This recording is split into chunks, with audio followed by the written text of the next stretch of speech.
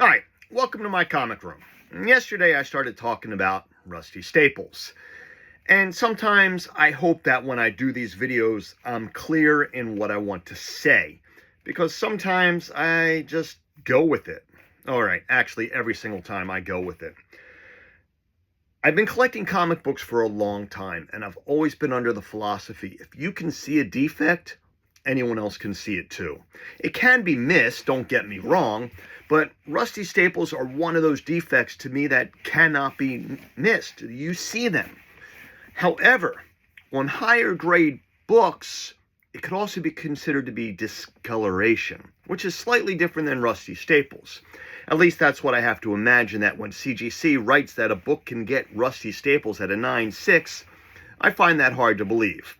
I do use their book to look over some things, as well as an older Overstreet's guide, and then just my knowledge. Occasionally what I'll even do is pull out a graded book and look it over and see what defects they have already marked compared to the book I have, and something that, well, I feel that is in the same condition. But rusty staples are kind of a little bit more difficult to see in a slab. They can be seen, but that's only if the oxidation corrupts the outside of the metal. If it's inside the book, you gotta just trust that they put that in the grader's notes, and you can avoid them, or, well, you can get them if you like rusty staples, which, however, I do not. A 9.6 book, I feel, with rusty staples is just a disservice. I mean, if it's fully perfect and that's the only thing wrong with it, I think it's lucky if it gets a fine or a 6.0. I'm very happy with a 3.5 having that rusty staple designation. Maybe a 4, but nothing higher. Anything whereas the defect is actually considered to be able to continue on in migrating to the paper and also deteriorating that and breaking it apart shouldn't be higher than a good plus, or a very good, I should say.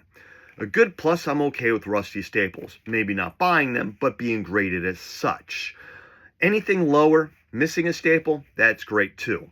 I actually have one book. Took out the staples.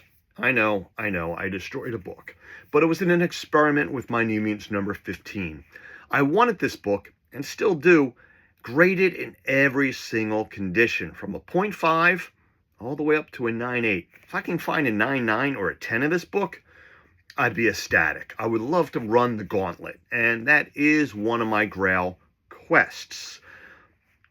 Whether I can do that or not, that's another story. But rusty staples, missing staples, I feel that the book should be a really low grade. I mean, it is incomplete, even though the full story is there. So, slight discoloration on higher grade books, I'm okay with. But how do they judge that? What if the company's using other staples? Well, they do look at these books over and over and over again. So I am sure that when they do look at them, they see those things. It's that when they make those mistakes, that makes me wonder, how many times do they make those mistakes? And what is the highest book rated with rusty staples? Anyway, thanks for watching. Collect what you love, and most importantly, be kind.